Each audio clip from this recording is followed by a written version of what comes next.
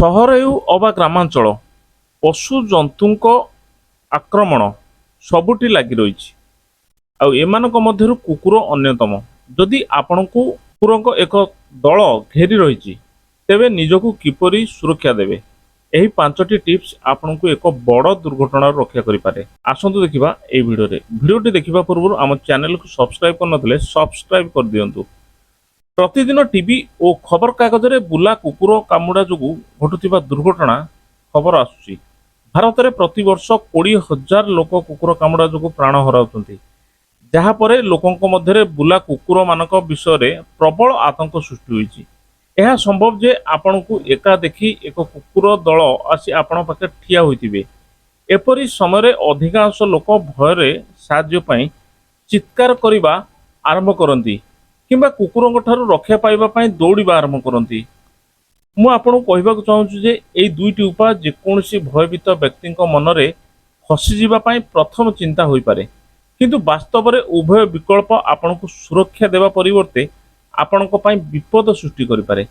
ଏପରି ପରିସ୍ଥିତିରେ ପ୍ରଶ୍ନ ଉଠେ ଯେ ବୁଲା କୁକୁରଙ୍କ ଦଳ ଯଦି ଘେରି ରହିବେ, ଜଣେ ବ୍ୟକ୍ତି ନିଜ ଜୀବନ ବଞ୍ଚାଇବା ପାଇଁ କେଉଁ କେଉଁ ଭୁଲଗୁଡ଼ିକ ଏଡ଼ାଇବା ଉଚିତ?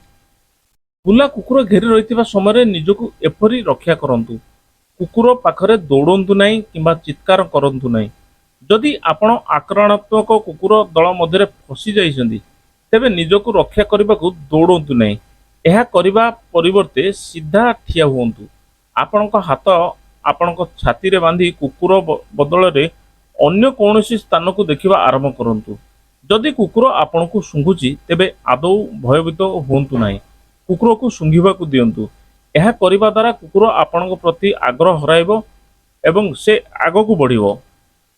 ଆଖିକି ଦେଖନ୍ତୁ ନାହିଁ।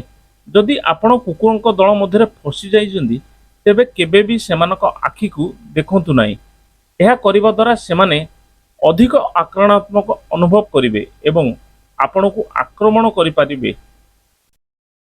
ଧୀରେ ଚାଲନ୍ତୁ।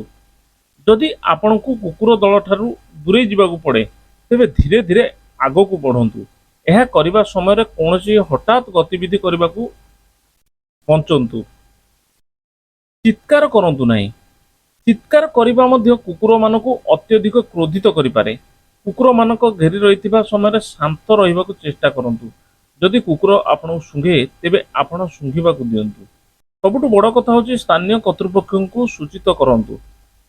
ଯଦି ଆପଣ କୁକୁରଙ୍କ ଦଳ ଦ୍ୱାରା ବିପଦଗ୍ରସ୍ତ ଅନୁଭବ କରୁଛନ୍ତି କିମ୍ବା ଆକ୍ରମଣାତ୍ମକ ହେଉଛି ତେବେ ତୁରନ୍ତ ସ୍ଥାନୀୟ ପଶୁ ନିୟନ୍ତ୍ରଣ କିମ୍ବା ପୋଲିସକୁ ଖବର କରନ୍ତୁ।